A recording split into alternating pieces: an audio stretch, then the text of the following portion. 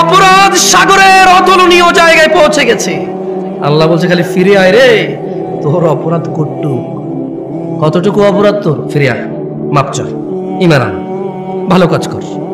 তো বয়স তো 70 হয়ে গেছে, 35 হয়ে গেছে, 40 হয়ে গেছে, ডেলি একটা মেয়ের সাথে শুয়েছি, ডেলি 2 লিটার মদ খাইছি, আল্লাহ ফিরে আসলে হবে? আল্লাহ বলছে আরে শোন, যদি তুই ফিরে আসস, ঈমান আনস, ভালো কাজ করস, এগুলো তোর গুনাহ পৃথিবী সমান, ফাউলাইকা ইউবাদদিল, আল্লাহ তোর গুনাহ এগুলাকে মাপ তো করবে, সব গুনাহকে ইউবাদদিলুল্লাহ সাইয়্যাতিহিম হাসানাত, তোর সব গুনাহকে, তোর তো নেকি নেই, তুই বয়স কম, মরে যাবি কিছুদিন পরে, বা তুই জানিস না 20 বছর বয়সে মরতে পারিস, তোর তো আমল নাই, তো তোর সব গুনাহকে আমি আল্লাহ নেকিতে পরিবর্তন করে তোর নেকির পাল্লা দিয়ে দেব। আমি কি একটা আমলের কথা শিখাই দেব আপনাদের, যে আমলটা আপনাকে কখনো জান্নাত থেকে মাহরুম করবে না, জান্নাতে যাবেনই যাবেন। তাহলে এটা শিখিয়ে দিয়ে এখান থেকে বিদায় নিতে পারবো, রাইট? আর কি লাগবে? আপনি কি চান আল্লাহর কাছে? আল্লাহর কাছে কি চান? কি চান? তো ওই সম্পর্কে একটু জানাই দিলে তো হলো, আর তো সারা রাত ওয়াজ করে তাহলে লাভ নাই, আমাদের মূল ঠিকানা পাই গেলে তো হইল। শিরিক করা যাবে না ভাইরা আমার। না না না, আপনাকে ভুল বলছে বক্তা, শেষ নবীর উম্মত আমরা, নবীর উম্মত তোরা কখনো শিরিক করতে পারে না, একদম ভুল বলছে। বাচ্চা দেয় কে? বৃষ্টি দেয় কে?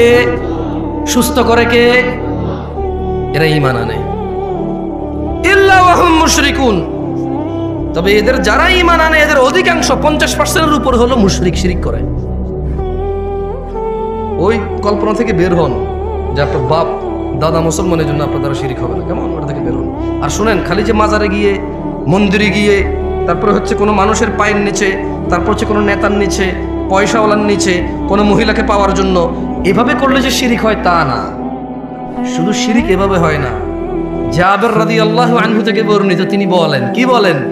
তিনি বলেন যে বাইনার রাজুলি ওয়া বাইনাশ শিরকি ওয়াল কুফরি তারকুস সালাহ, একজন ব্যক্তি শিরিক আর কুফরের মধ্যে পার্থক্য হচ্ছে নামাজ ছেড়ে দেওয়া। বুঝাইতে পারছি? আমি বলি নাই, জাবের রাদিয়াল্লাহু আনহু বলছেন, বলেন না যে নতুন কথা বলছি। আরে ভাই আপনি শুনেন না, এটা 1450 বছর পুরনো।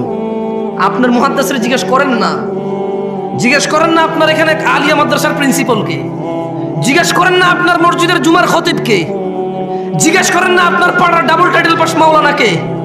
বলেন না যে মাওলানা সাহেব, খতিব সাহেব, একটু বলেন না নামাজ ত্যাগকারীর বিধান ইসলামে কি? বুখারী, মুসলিম, তিরমিজি, আবু দাউদ, মুসনাদ আহমদ, বাইহাকি, মুআত্তা মালিক, হ্যাঁ, আপনি যে বইগুলোর নাম জানেন ওনাকে বলেন না যে সবগুলা বইকে একত্রিত করে, সবগুলা বই থেকে নির্যাস বের করে সালাত ত্যাগকারীর বিধান কি ইসলামে একটু আমাকে পড়ে শোনান। আপনাকে বলতে হবে বাইনাল মুনাফিকিন, বাইনানা ওয়া বাইনাল মুনাফিকিনা শুহুদুল ইশা ওয়াস সুবহ লা ইস্তাতিউনাহুমা। আপনার মোল্লা, মুন্সি, মুহাদ্দিস আমার মতো আর কি, যারা আপনারা 3-4 হাজার টাকা বেতনে রাখেন, দাম নাই আর কি, যারা আমার মতো যাদের মসজিদের ইমামদের, হ্যাঁ, ওনাকে বলেন না যে হুজুর আমি শুধু জুমা পড়ি, তার রুকুতে যায় নামাজ ধরি, সালাম ফিরানোর পর সবার আগে বের হওয়া লোকটা আমি খুব চালাক, 2 রাকাত বরাবর পাইয়া যাই। সবাই পড়ে 5 মিনিট নামাজ 2 রাকাত পায়, আমি পড়ি 3.5 মিনিট, তারপর 2 রাকাত পাই। কেমনে? সবাই বুকা আল্লাহু আকবার যায় ধরছে নামাজ, আমি শুধু রুকুতে যাই পাইছি 1.5 মিনিট পড়ার পরে। তার মানে আমি টাইম সেভ করছি, দারুণ।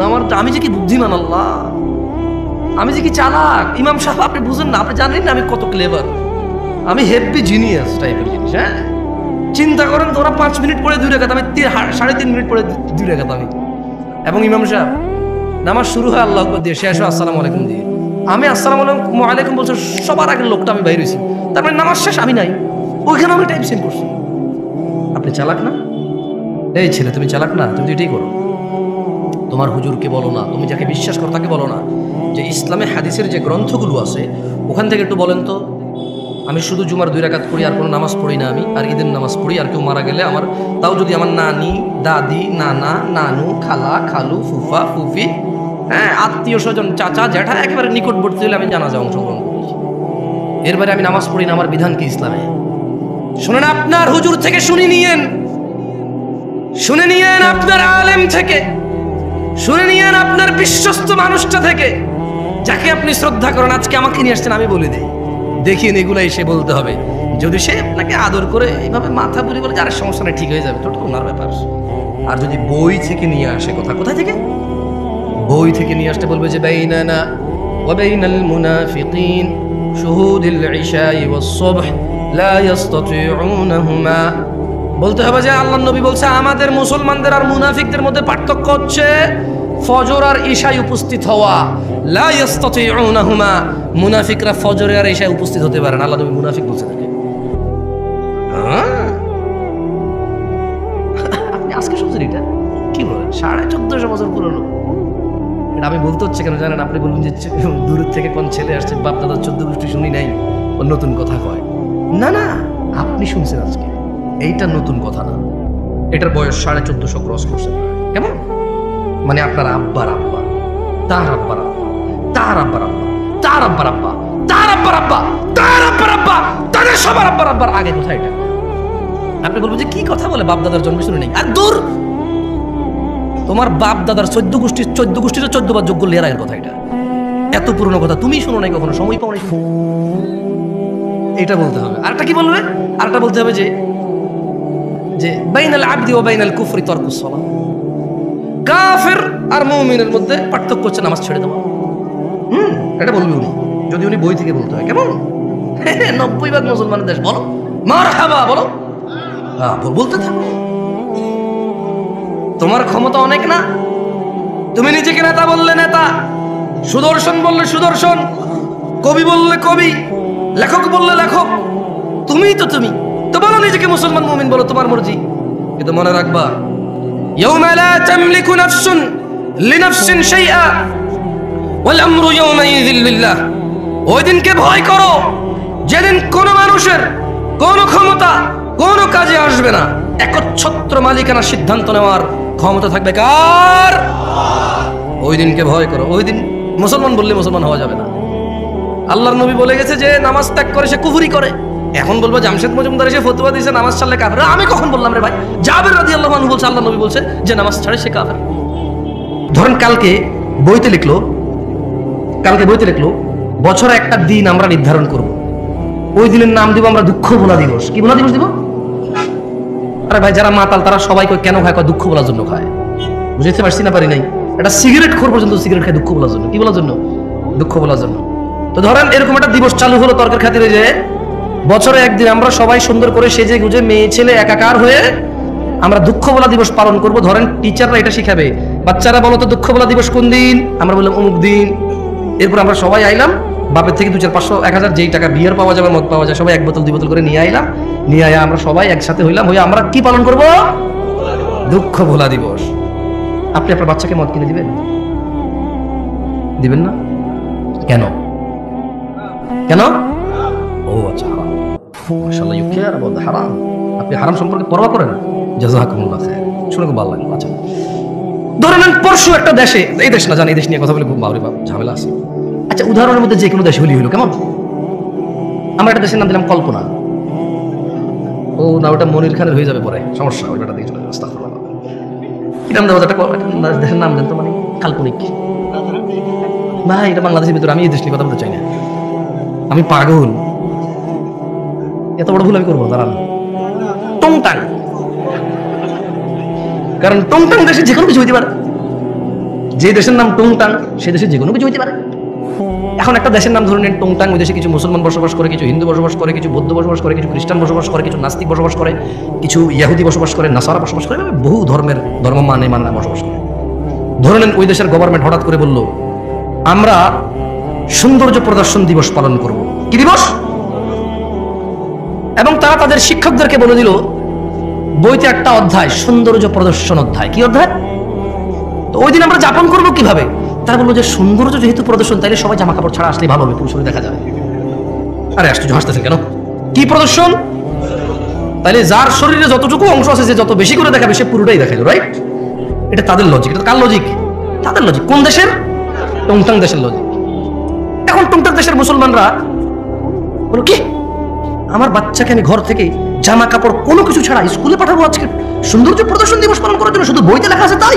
শুধু সরকার বলছে তাই? শুধু এদেশের বড়রা বলছে তাই? শুধু এদেশের ইঞ্জিনিয়াররা ডাক্তাররা বলছে তাই? এদেশের যাদের ক্ষমতা আছে তারা, এদেশের যারা পয়সাওয়ালা তারা, যারা সুন্দর করে ক্লিন শেভ করে হাঁটে তারা, যাদের they look so handsome, that's why তাদেরকে দেখতে খুব হ্যান্ডসাম দেখা যায়, এই জন্য আমি তাদের কথা মেনে নেবো। আমার বাচ্চাকে আমি ন্যাংটা পাঠাবো? আমার 12 বছরের যুবতী মেয়ে, আমার 15 বছরের যুবতী মেয়ে, আমার 18 বছরের যুবতী মেয়ে, আমার 20 বছরের যুবককে আমি কাপড় চোপড় ছাড়া পাঠাবো? ইম্পসিবল। বলবে, রাইট? আপনারা বলবেন? এরকম বলবেন তো না? ডাক্তার টুংটাং দেশের মতো আপনারা বলবেন, রাইট? আচ্ছা, এরপর ধরেন কিছুদিন পরে দিবস একটা আসবে, দুঃখ বলা দিবস। টুংটাং দেশে কি বলা দিবস আসবে? ওই দিন বইতে এরকম লেখা থাকবে, স্যাররা শিখাবে, শোনো, জানে না, বুঝে নাও, এরকম একটা দিন আসছে, অমুক দিন অমুক অমুক কিছু করছে, সে যেহেতু চলে গেছে, তাহলে আমরা প্রচুর দুঃখ পাই তার জন্য। আমরা কি করবো? আমরা মদ খাবো। কি খাবো আজকে? টুংটাং দেশ যে কোনো কিছু হতে পারে ভাই। এখন টুংটাং দেশের মুসলমান হঠাৎ বলো কি আস্তাগফিরুল্লাহ, কি পাগল নাকি রে ভাই? ও আমার ক্ষমতায় আছে, ও আমার নেতৃত্বে আছে, আমাকে শাসন করবে, অন্যায়ের প্রতিবাদ করবে, আমি ভালো করলে পুরস্কৃত করবে, খারাপ করলে শাস্তি দিবে। ও মদ খাওয়াবে কেন আমার বাচ্চাকে? টুংটাং দেখছে মানুষ এটা মেনে নেবে না, বাচ্চাকে বলবে আজকে স্কুলে যাওয়ার দরকার নাই, যা হয় হবে, বাদ দাও। বলবে কিনা? আপনারা কি করবেন? তো এই যে যারা আমাদের জন্য, ভাষার জন্য, স্বাধীনতার জন্য, আমাদের জন্য এই পৃথিবী ছেড়ে চলে গেল, এই দেশ থেকে তারা সুন্দরী স্ত্রী, ছোট ছোট বাচ্চা কাচ্চা করেছিল, বৃদ্ধ বাবা মা ছিল তাদেরও, তারাই হয়তো পরিবারের একমাত্র উপার্জনকারী ছিল। ওর স্ত্রীর গর্ভে একটা 9 মাসের বাচ্চা ছিল। ও বেচারা ভাষার জন্য হোক, স্বাধীনতার জন্য হোক, ওর স্ত্রী সন্তানের ইজ্জত রক্ষার জন্য হোক, আর পরাধীনতায় বিরক্ত হয়ে নিজের পরবর্তী প্রজন্মকে স্বাধীন একটা রাষ্ট্রে দিয়ে স্বাধীনতা দিয়ে যাওয়ার জন্য হোক, ও বেচারা লড়াই করতে চলে গিয়ে জীবন দিয়ে দিল। ওর বাচ্চাটা ভূমিষ্ঠ হলো ইতিম হয়ে। ওর বাচ্চাটা পৃথিবীতে আসার আগে ইতিম হয়েছে, ও জীবন বিলিয়ে দিল। এখন আপনারা বলছেন যে ওদেরকে আমরা স্মরণ করতে হবে, টন টন টন টন টন টন গান গাইয়া। আপনারা বলতেছেন যে তারা যেহেতু আমাদের জন্য জীবন দিয়ে চলে গেছে, একটা দিন আমরা নির্ধারণ করব, ওই দিন মুসলমানের ছেলে মেয়ে একত্রিত হয়ে, একাকার হয়ে, সেজে গুজে, ফুল মাথায় দিয়ে, খোপায় দিয়ে, ছেলে তার হাতে ফুল নিয়ে, মেয়ে তার খোপায় ফুল নিয়ে যাবে, কোনো এক পাথরে দাঁড়াবে, ছবি তুলবে, জুতা নিয়ে উঠবে না, মোজা নিয়ে উঠবে না, নানা ধরনের নিয়ম থাকবে। আর সারা দিন শুধু আল্লাহ যে মিউজিককে হারাম করেছে, ইসলাম যে মিউজিককে হারাম করেছে, মদ হারাম করেছে কে? ন্যাংটা হওয়া হারাম করেছে কে? মিউজিক হারাম করেছে কে? টুংটাং দেশের মানুষ তো মিউজিকটা আল্লাহ হারাম করেছে, এজন্য মিউজিক দিয়ে কাউকে সম্মান করবে না। আপনারা কেন করছেন? টুংটাং দেশের মানুষের মতো হইতে পারবেন না। এতটা বিবেকহীন হয়ে গেছে। মানে বইতে লেখা থাকবে, কেউ একজন বলবে, আচ্ছা মৃত ব্যক্তি গান বাজাইলে সম্মান পায়, এটা কে বলছে ভাই? মিউজিক বাজাইলে যে আমার জন্য উৎসর্গ করেছে তার প্রাণ, যে আমার মাথার মণি, যে আমার আবেগের জায়গা, আল্লাহ তাদের উপর, সবার উপর সন্তুষ্ট হলো, জান্নাত দান করুন। যার যার ইমান আমল যতটুকু ছিল আল্লাহ প্রত্যেকটুকু কবুল করুন, আর আল্লাহ তাদের সাথে ইনসাফ করুন। যেহেতু আমরা জানি না এখানে হিন্দু, বৌদ্ধ, মুসলিম সবাই ছিল, আল্লাহ ইনসাফ করুন। আল্লাহ কি করুন? কথা বলছিলাম, লুকমান তার ছেলেকে ওয়াজ করছিল, লা তুশরিক বিল্লাহ, আল্লাহর সাথে শরীক করিও না, ইন্না শিরকা লাযুলমুন আযীম, শিরক সবচেয়ে বড় পাপ। কত বড় পাপ! এই পৃথিবীর সমস্ত জিন আর মানুষ একত্রিত হয়ে যদি কোনো পাপ রটনা করে, এর চাইতে বড় পাপ শিরক। কত বড় পাপ! ছোট্ট একটা উদাহরণ দিয়ে, যদিও এই উদাহরণ কিচ্ছু না, ওয়াল্লাহি এই উদাহরণ একেবারেই মিলবে না, তবুও দিচ্ছি। একটা লোক পুরুষ, একটা লোক মহিলা, এই পুরুষ এই মহিলাকে বিয়ে করেছে, বুঝে আসছে? এখন তারা স্বামী স্ত্রী। এখন এই মহিলা জোরে জোরে কথা বলে, এই পুরুষ তাকে বলে যে তোর এত জোরে কথা বলে আমার ভালো লাগে না রে। মহিলা তাও জোরে কথা বলে, পুরুষ বিরক্ত বলে যে কোন পাপ করছে, জীবনে বিপদ গলায় বসছে। বাট মহিলাকে ঘর থেকে বের করে না, কি করে না, গায়ে হাত দেয় না, বিরক্ত হয়। ওর বউ পান খায়, বলো যে তুই এত অল্প বয়সে পান খাওয়া শুরু করে দিলি, এমনি এমনি চাবাস, আমার বিচ্ছিরি লাগে দেখতে আমার। কিন্তু বউকেও তালাক দেয় না, বাপের বাড়ি পাঠায় না, গায়ে হাত তোলে না, ওর জন্য জামা কিনে, কাপড় কিনে, ওর জন্য সুন্দর সুন্দর চুড়ি কিনে, লিপস্টিক কিনে, আলতা কিনে। ওর বউটা ওর মায়ের সাথে বিয়াদবি করে, কি সুন্দর করে বোঝায়, তুই তো মা হয়েছিস, আমাদের তো বাচ্চা কাচ্চা আছে, আমার মাটা বাপের একমাত্র পোলা আমি, আমার তো দুইটা ভাই নাই যে আমি যদি খেয়াল না রাখি আরেক ভাইয়ের বউ খেয়াল রাখবে, একটু খেয়াল রাখ না, আমরা ভদ্র পরিবারের লোক, আমি যদি তোর গায়ে হাত তুলি এখন তোর সাথে ঝগড়া করি মানুষ কি বলবে। ছেলের মাও বোঝে যে পরিবারটা সম্মানী, এই জন্য ছেলের বউ যত কিছুই করুক অতটা মানে প্রতিক্রিয়া দেখে না, মনে করে যে বোঝে না, অবুঝ, এরকম করে ছেড়ে দেয়। ও বউয়ের গায়ে হাত তোলে না, বাপের বাড়ি পাঠায় না, তালাক দেয় না।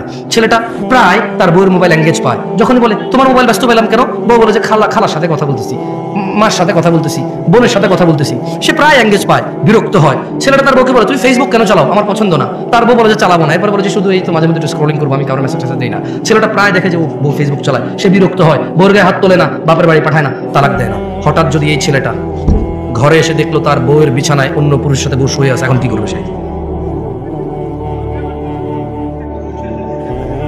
কেন রাগে মেরে ফেলবে কেন? কি ইসলাম বোঝে না? ও তো মুসলমান ছেলের কথা বলতেছি। তুমি কোন ছেলে, তুমি কোন ধর্মের ছেলে? ইসলামের কোন মহিলা পুরুষ ধরা পড়ে গেলে মেরে ফেলার তোমার বিধান আছে? সরকার মারবে? কে মারবে? কে মারবে? বিবাহিত মহিলাকে পাথর মেরে মেরে রজম করবে কে? জেনাকারী কে রজম করবে? কে রজম করবে?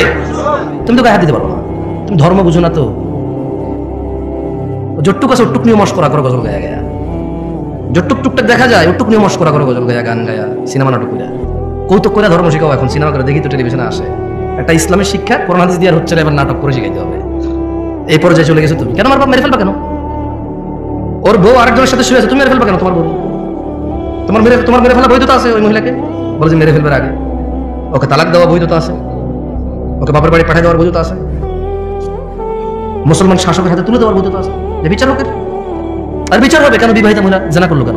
বিবাহিত পুরুষ জানা করলো কেন? ওর বিচার হবে, ওকে পাথর মেরে ফেলতে হবে। কে মারবে? শাসক মারবে, পুলিশ। এদেশে দেশে পুলিশ আছে না? অথবা কোনো বাহিনী তৈরি হবে, সরকার তৈরি করবে। কে তৈরি করবে? হুজুর আমাদের দেশের সরকার। তো আমি তোমার দেশ নিয়ে কথাই বলতেছি, আমি কথা বলছি ইসলাম নিয়ে। আমি কি এখন বাংলাদেশকে হিসেব করে কথা বললে হবে? ইন্ডিয়া, পাকিস্তান, সৌদি আরব, ইরান, নেপাল, ভুটান নিয়ে কথা বললে হবে? আমি কথা বলতে হবে ইসলামের বিধান নিয়ে। এবার কি তোমার আছে আর কি তোমার নাই? যা তোমার আছে তা তুমি পাবা, আর যা তোমার নাই জবাব তুমি আল্লাহকে দিবা। আমি এখানে কি করবো? আমার কি করার আছে? কি ক্ষমতা আছে আমার করার? এই তোমরা কি কথা বুঝবো আমার? এখন এই ছেলেটা দেখলো তার স্ত্রী অন্য কারো বিছানায় শুয়ে আছে। আচ্ছা, এই যে তার মাকে কষ্ট দিল, এই যে মহিলা জোরে জোরে তার সাথে কথা বলে, এই যে মহিলা পান খায়, এই যে মহিলা সারাদিন ব্যস্ততা মোবাইলে ব্যস্ত পায়, এই যে মহিলা ফেসবুক চালায়, ও কিন্তু তালাক দেয় নাই, দিছে? বলো তো এবারও রাখবে? আপনি বললে একটা পুরুষ, অথচ ওর বউকে যদি ওই পুরুষের সাথে না দেখতো, ও জানতেই পারতো না। এই কথা জানতে পারতো? ক্ষমতা আছে? ধরেন ওর বউ একটা পুরুষের সাথে শুইল, ও 3 দিন পরে বাড়ি আসলো, ও ওর বউর সাথে শুইল, ওর কি বুঝার ক্ষমতা আছে ওর বউ আরেকজনের সাথে ছিল? আর জোরে জবাব দেন ভাই। যেই পুরুষ তার বউ যদি আরেকজনের সাথে শোয়, এরপরে সে যদি ওই স্ত্রীর কাছে যায়, যেই পুরুষের এতটুকু ক্ষমতা নাই বুঝার যে অন্য কারোর সাথে ছিল, ওই পুরুষ যদি দেখে আরেকজনের সাথে শুইছে, ও ঘৃণায়, লজ্জায়, রাগে, ক্ষোভে, দুঃখে ওকে পুরো পৃথিবীর বিনিময় দিলেও বলবো যে বউ আমি রাখবো না ভাই। যার ভিতরে ন্যূনতম লজ্জাবোধ আছে, গায়রাত আছে, গায়রাত মানে বুঝেন আত্মমর্যাদা। কি মর্যাদা? সে রাখবে না। তো বলবো যে ভাই এত কিছু জানি না, আমি জুলুমের শিকার হয়ে গেছি, ওর মোহর কত? 20 লাখ। এ ভাই একটা কিডনি খুন লইয়া যায়, এটা সরা, দেখলে আমার মেজাজ গরম হয়। আল্লাহ এরকম বলবে। যার ভিতরে ন্যূনতম আত্মমর্যাদা আছে সে বলবে যে 20 লাখ তো নাই, কিডনি একটা নিয়ে যা, 2 কিডনি লাগে না, 1 কিডনি বাঁচা যায়, ওর নিয়ে বাঁচা যাবে না ভাই। কিডনি ছাড়া বাঁচা যাবে গ্যারান্টি আছে, ওর সাথে বাঁচবো না। ও আমাকে ধোকা দিছে, ও আমার বংশ মর্যাদা নষ্ট করছে, ও আমার বংশ নষ্ট করে দিছে। এখন যে বাচ্চাটা আছে এটা কি আমার না? আমার নামে সেই সন্দেহ আছে। ও আমার আগামী প্রজন্ম ধ্বংস করে দিছে। আমার আগামী প্রজন্মের যে বাতি আমার, সে বাতি আমার কিনা আমি জানি না। আমি এতটা দুঃখে আছি, এবং যে নিষ্পাপ সন্তানটা আছে ওর ঘর থেকে হয়েছে, ওকে বিদায় করে দেওয়ার পর ওই বাচ্চাটাকে দেখলে আমার ওর কথা মনে পড়বে, আর আমি সন্দেহ থাকবে ওটা কি আমার বাচ্চা না অন্য কারো। ওকে সরাও, কিডনি নিয়ে যাও, ওকে সরাও, 1 কিডনি দিয়ে বাঁচা যায়। ও আমার আগামী প্রজন্ম ধ্বংস করে দিছে, ও আমার বংশের বাতি শেষ করে দিছে, ওকে সরাও। সেই জায়গায় শিরক আল্লাহ কিভাবে মাফ করবে? অথচ তিনি জানে ওয়া খালাকাক, তিনি তোমাকে সৃষ্টি করেছে। কোথায় থেকে? এক বিন্দু তুচ্ছ পানি থেকে, যেটা তোমার বাপের পাঁজরের হাড়ে ছিল। এই পিছনের হাড়ে ছিল যে পানিটা, ধাক্কা দিয়ে যে পানিটা বের হয়, যে পানিটা যে কারো হাতে লাগলে গোসল করতে হয়, এভাবে ঘিন ঘিন করে টিস্যু দিয়ে মুছে ফেলবে। এমন তুচ্ছ পানি হতে তোমাকে সৃষ্টি করছে। তুমি তো মনে করো তুমি জোয়ান, তোমার বাপ জোয়ান ছিল না। তুমি মনে করো তুমি জোয়ান থেকেই যাবা, ছোট ভাই আমার, তুমি আর বৃদ্ধ হবা না। খবরদার। আন আবি বকর রাদিয়াল্লাহু আনহু قال, আবু বকর রাদিয়াল্লাহু আনহু থেকে বরং তিনি বলেন, قال النبي صلى الله عليه وسلم, আল্লাহর রাসূল সাল্লাল্লাহু আলাইহি সাল্লাম বলেছেন, আলা উনাব্বিউকুম বিআকবারিল কাবাইর, ও আমার উম্মতরা, তোমাদেরকে কি আমি বলে দেব পৃথিবীর সবচেয়ে বড় অপরাধ কি? ক্বালু বালা ইয়া রাসূলুল্লাহ, সাহাবারা সবাই বললেন, হ্যাঁ আল্লাহর রাসূল, আপনি বলে দেন না, এই পৃথিবীতে যত অপরাধ আছে সবচেয়ে বড় কোনগুলা? উনি বললেন সালাসান, তিনবার আল্লাহ নবী বলল, আমি কি তোমাদের বলে দেব পৃথিবীর বড় অপরাধ কোনটা? আবার বলল, আমি কি তোমাদের বলে দেব না পৃথিবীর বড় অপরাধ কোনটা? আবার বলল, আমি কি তোমাদের বলে দিব না এই পৃথিবীর সবচেয়ে বড় অপরাধ কোনটা? তিনবার বললেন। সাহাবারা বলল, হ্যাঁ আল্লাহ নবী সাল্লাল্লাহু আলাইহি সাল্লাম বলে দেন। বলেন, আল ইশরাকু বিল্লাহ, পৃথিবীর সবচেয়ে বড় অপরাধ আল্লাহর সাথে শিরিক করা।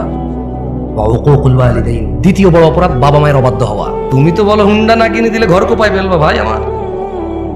তুমি বলো তোমার বাপকে হুন্ডা না কিনে দিলে ঘর কোপাবা। তুমি বলো তোমার বাপকে জন্ম দিছস কর্মদেশ না কা। বই পড়ে শেখে এগুলো না? পাগল ছেলে, ওর ক্ষমতা কত জানো? এই যে বুড়া লোকটা যারা তুমি বলো যে আপনি কিচ্ছু বুঝেন না, শুধু শুধু কথা বলেন এই জায়গায়, ওর ক্ষমতা জানো? এই যে তুমি যে জান্নাত, মানে যেখানে না গেলে আগুনে জ্বলবা, হ্যাঁ, এই জান্নাতের যে দরজা দিয়ে ঢুকবা না, এই বুড়া লোকটা এটার চৌখাট। চৌখাট এটা কি? চৌখাট। এটা নাই মানে দরজাই নাই, এটা নাই মানে কি? দরজাই নেই। বোঝো ওর ক্ষমতা, ওর ক্ষমতা বোঝো। নেতার সাথে লাগবা, একবারে পিটায় সোজা করে দিবে, ভয় তুমি সুন্দর ব্যবহার করো। কোন প্রশাসনের সাথে লাগবা, মামলা মোকদ্দমায় ফেসে যাবা। ব্যবসায়ীর সাথে লাগবা, ও টাকা টোকা খরচ করে এমন বানান দিবে, এমন ট্র্যাপে ফেলবে, জীবনে মুখ দেখাইতে পারবা না, তোমার ঘরে মহিলা ঢুকাই দিবে। আর এই যে বুড়া লোক কি করতে পারবে জানো? জান্নাত থেকে তোমার এমন লাথি মারা বের করে দিতে পারবে। তুমি জানোই না এর ক্ষমতা কত। এই বুড়া লোকটা তোমার অনন্ত জীবনের সুখ কেড়ে নিতে পারে, এত ক্ষমতা তার। মামলায় জেলে গেলে 60 বছর পচবা, অমুক ব্যবসায়ীর সাথে লাগিয়ে গেলে 50 বছর ভুগবা, সে মারা যাবে বা তুমি মারা যাবা, ম্যাটার সলভ, ক্লোজ। বুঝে আসছে না? আসে নাই? আর এই বুড়া লোকটার সাথে যদি লাগো না, এই বুড়ির সাথে যদি লাগো না, অনন্ত জীবন, যেখানে আর মৃত্যু হবে না, ফিনিশ। ধাউ ধাউ আগুন, নাজ্জাআতাল লিশ-শাওয়া, যে আগুন মানুষের চামড়া খসে দেবে, এমন আগুনে ঢুকে ও ফেলে দেবে। কে ফেলবে? এ বুড়া লোক যারা তুমি 5 আনার দাম দাও না। ছোট ভাই আমার, বাপ মায়ের সম্মান কর। পৃথিবীর সবচেয়ে বড় অপরাধ হচ্ছে আল্লাহর সাথে শিরিক করা, ওয়া উকুকুল ওয়ালিদাইন, পিতামাতার সাথে অন্যায় আচরণ করা। যাই হোক, ওয়াজালাসা ওয়া কানা মুত্তাকিয়ান ফাকাল, আল্লাহর নবী হেলান দেওয়া ছিল। দুইটা অপরাধের কথা বলবো, একটা কি? একটা কি? আরেকটা কি? তৃতীয় একটা অপরাধের কথা বলতে গিয়ে ওয়াকানা ওয়াজালাসা ওয়াকান, উনি এভাবে হেলান দিয়ে বসা অবস্থায় এই দুইটা বলছেন। কিভাবে হেলান দেওয়া অবস্থায়? যে কোনো ভাবে উনি হেলান দেওয়া ছিল, ঠিক আছে? তো এরপরে উনি হেলান থেকে উঠে গেছেন, উঠে গিয়ে বললেন, আলা ওয়া কাউলু জুর, মিথ্যা সাক্ষ্য দেওয়া। কি সাক্ষ্য দেওয়া? কি সাক্ষ্য দেওয়া? কি সাক্ষ্য দেওয়া? এই দেশে একজন লোকের জেল হয়ে গেছে, খারাপ মানুষ ছিল বলে। ওই সাক্ষীকে পরে ধরার পরে বললো যে আমি দেখিনি। দেখেন, পৃথিবীর সবচেয়ে বড় অপরাধ শিরক, তারপরে বাপ মা। আল্লাহ নবী হেলান দিয়ে বলছেন দুইটা কথা। এরপর তিনি সাডেনলি হেলান থেকে উঠে গেছেন, উঠে গিয়ে বলল যে আলা ওয়া কাউলু জুর, এবং মিথ্যা সাক্ষ্য দেওয়া। قال فما زال يكررها حتى قلنا ليت له سكت। আল্লাহর নবী হেলান দিয়ে উঠছে, ছোট ভাই আমার মিথ্যা সাক্ষী দিস না, বোন আমার মিথ্যা সাক্ষী দিও না। আল্লাহর নবী হেলান থেকে উঠে গিয়ে বলল, মিথ্যা সাক্ষী দেওয়া, মিথ্যা সাক্ষী দেওয়া, মিথ্যা সাক্ষী দেওয়া, মিথ্যা সাক্ষী দেওয়া, মিথ্যা সাক্ষী দেওয়া। সাহাবারা সবাই বললেন, ওহো, উনি বলতেই ছিলেন। আমরা সবাই ইতস্তত করলাম যে আহা, এইবার যদি আল্লাহ নবী একটু চুপ করতো, এইবার যদি আল্লাহ নবী একটু নীরব হইতো। এই মিথ্যা সাক্ষ্য দেওয়ার কথা উনি বলতেছিলেন, repeat again and again and again and again and again। তিনি এটা বলছেন। সাহাবারা ভাবতে বাধ্য হলো, ও আল্লাহ নবীর কষ্ট হচ্ছে, বলতেছে, যদি উনি একটু বন্ধ করতে পারেন। মিথ্যা সাক্ষ্য দেওয়া এত বড় অপরাধ। তবে একটা কথা বলছিলাম যে তোমাদের একটা অপরাধের কথা বলে যাবো, যে অপরাধ তোমাদেরকে কখনোই জান্নাতে নিয়ে যাবে না। আর তোমাদের এই একই অপরাধের কথা বলে দেবো বলছিলাম, যে অপরাধ তোমাকে জান্নাতে, যে আমল তোমাকে জান্নাতে নিয়েই ছাড়বে। কি জান্নাতে যেতে রাজি আছো? কারা কারা জান্নাতে যেতে রাজি? আল্লাহ আমাদের কবুল করুন। শোনো আমার ভাইরা, যে অপরাধ ক্ষমা হবার নয়। দেখো ওই যে বললাম দুর্নীতি, চাঁদাবাজি, মিথ্যা, বহুত কিছু অপরাধ আছে, একটা অপরাধ ক্ষমা হবে না। আল্লাহ বলছে ইন্নাল্লাহ, নিশ্চয়ই আল্লাহ, লা ইয়াগফির, ক্ষমা করবে না, আইয়ুশরাকা বি, যে আল্লাহর সাথে শিরিক করে, ওয়া ইয়াগফির, ক্ষমা করে দেবে, ক্ষমা করে দিতে পারে, ক্ষমা করবেন ওনার ইচ্ছা, মা দুনা যালিক, পৃথিবীতে যত অপরাধ আছে, লিমান ইয়াশা, ওনার ইচ্ছা, যে কোনো যত খুশি অপরাধ মাফ করবেন শিরিক ছাড়া। ওয়া মান ইউশরিক বিল্লাহ, যে আল্লাহর সাথে শিরিক করলো, ফাকাদ দাল্লা দালালান বাঈদা, সে সবার চাইতে বেশি পথভ্রষ্ট হলো। দ্বীনি ভাইরা, তাওহীদের দিকে ফিরে আসুন। আল্লাযীনা আমানু ওয়া লাম ইয়ালবাসু ঈমানাহুম বিযুলমিন উলাইকা লাহুমুল আমন ওয়া হুম মুহতাদুন, ওয়া হুম মুহতাদুন, হিদায়াত প্রাপ্ত কেউ নয় এই পৃথিবীতে। কোন মোল্লা, মুন্সি, গাজী, হাজী, মুফতি, মুহাদ্দিস, সাধারণ অসাধারণ, পুরুষ, নারী, ধনী, দরিদ্র, কেউ হিদায়াত প্রাপ্ত নয় ওই ব্যক্তি ছাড়া। আল্লাহ বলছে যারা ঈমান আনছে। কি আনছে? এরপরে বললেন যে এবং তাদের ঈমানের সাথে শিরিককে যুক্ত করে নাই। দেখছেন সূরা ইউসুফে বলছে ঈমান আনার পর শিরিক করে, রাইট? সূরা ইউসুফে কি বলছে? ঈমান আনার পর। এই দেখেন, এই যে এটা কি সূরা আল আনামের 83 নম্বর আয়াত, এখানেও সেম কথা বলতেছে। তার মানে মুসলমান হওয়ার পরও মানুষ শিরিক করার সম্ভাবনা, মুসলমান হওয়ার পরও শিরিক করার কি? তো নাইরে আল্লাহ কেন কোরআনে বলতেছে সূরা আল আনামে যে আল্লাযীনা আমানু, যারা ঈমান আনে, ওয়া লাম ইয়ালবাসু ঈমানাহুম বিযুলম, এবং তাদের ঈমানের সাথে শিরিক করে না, উলাইকা লাহুমুল আমন, নিরাপত্তা তাদের জন্য যারা ঈমানের মধ্যে শিরিক করে না,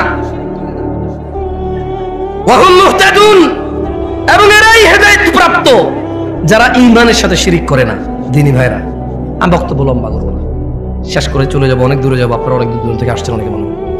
দেখেন, শিরিক যদি না বুঝে আসে আপনার, আমি আপনাকে আবারও একটা হাদিস, কয়টা হাদিস? একটা হাদিস আমি আপনাকে পড়ে শোনাই, এখান থেকে বিদায় নিতে চাই। আপনারা আমার মুখে মুখে কি হাদিসটা পড়বেন? ঠিক আছে, শুনেন। মক্তবে পড়ছেন কারা কারা? হাত তুলেন তো। মক্তবে পড়ালেখা করছেন? মাশাআল্লাহ, মাশাআল্লাহ, তাইয়্যিব, তাইয়্যিব। শুনেন, বলেন আন, জোরে, আন সাঈদ ইবনুল মুসাইয়িব রাদিয়াল্লাহু আনহু আন্না রাসূলুল্লাহ সাল্লাল্লাহু আলাইহি ওয়াসাল্লাম قال, বলেন সাঈদ ইবনুল মুসাইয়িব রাদিয়াল্লাহু আনহু থেকে বর্ণিত, তিনি বলেন আল্লাহর রাসূল বলেছেন সাল্লাল্লাহু আলাইহি ওয়াসাল্লাম, বলেন বাইনানা ওয়া বাইনাল মুনাফিকিন, বাইনানা ওয়া বাইনাল মুনাফিকিনা, জোরে বলেন সবাই, শুহুদুল ইশা ওয়াস সুবহ লা ইস্তাতিউনাহুমা। এখানে বলছে যে আল্লাহ নবী সাল্লাল্লাহু আলাইহি ওয়াসাল্লাম বলেছেন মুসলমান আর মুনাফিকের মধ্যে পার্থক্য হচ্ছে ফজর আর ইশায় উপস্থিত হওয়া, মুনাফিকরা পারে না। এবার বলেন আন জাবির রাদিয়াল্লাহু আনহু, জাবির রাদিয়াল্লাহু আনহু থেকে বর্ণিত, তিনি বলেন আল্লাহর নবী সাল্লাল্লাহু আলাইহি ওয়াসাল্লাম বলেছেন বাইনার রাজুলি ওয়া বাইনাশ শিরকি ওয়াল কুফরি তারকুস সালাহ, বান্দা শিরিক ও কুফরের মধ্যে পার্থক্য হচ্ছে নামাজ ত্যাগ করা। এখন আপনারা শিরিক, কুফরি, মুনাফিকি এগুলোর কি পরোয়া করবেন? আপনাদের ব্যাপার। তবে একটা আয়াত পড়ে বিদায় নিব। ভালো হয়ে যাও যুবক, ছোট ভাই আমার, তোমার আব্বা জওয়ান ছিল তো, দেখো বুড়ো হয়ে গেছে, তুমি হয়ে যাও। বেঁচে থাকলে বুড়ো হওয়া তুমি মরতে পারবো না। যদি বেঁচে থাকো 50, 60, 70, 80, তো বুড়া হয়েই যাবা, এই চামড়া ভাঁজ হয়েই যাবে, এই যৌবন থাকবে না, থাকবে না চিরকালই দাপট আর নেতৃত্ব আর ব্যবসা বাণিজ্য, সম্পদ, গ্রহণযোগ্যতা চিরকাল থাকবে না। ভালো হয়ে যাও ভাই আমার।